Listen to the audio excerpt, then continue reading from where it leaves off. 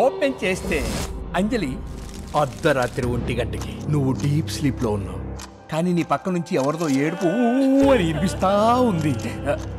ఈ ఏడుపు ఎక్కడి నుంచి వస్తుందా అని నీకు అనుమానం వచ్చి నువ్వు ఆ ఏడుపు వస్తున్న వైపు మెల్లగా నడుచుకుంటూ వెళ్తున్నావు.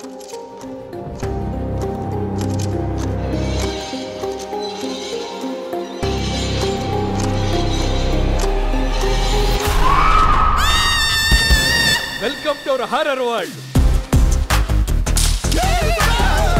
ఓ బోయపాటి సీన్, ఓ త్రివిక్రమ్ సీన్, ఓ వైట్ల సీన్, ఓ శనక్కాయల సీన్. ఈ సీన్లందరూ కలిసి సీన్ చెప్తే స్క్రీన్ సిరిగిపోతుంది.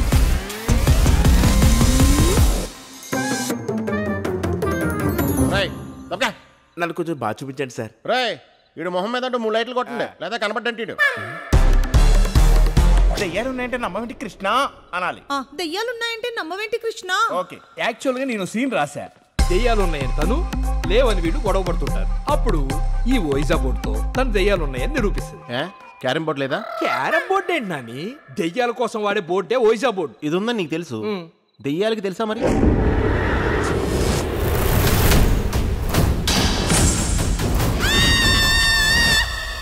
సెట్ అని చెప్పావు, దెయ్యాల గొంప ఇది. అంటే వాళ్ళు దెయ్యాలు కాదు, మెథడ్ ఆర్టిస్ట్. శాస్త్రి వచ్చావా? దాదా కూర్చో, మందేద్దాం. నేను కళాకారుడిని. మీరు మెథడ్ యాక్టర్ అంటే కదా, నాకేమైనా టిప్స్ ఇవ్వచ్చు కదా. మెథడ్ యాక్టింగ్ అంటే ఇదా?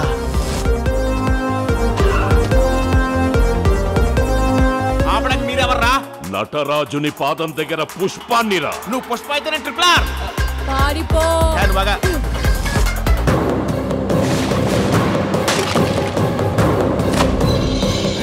ఇది నా గది.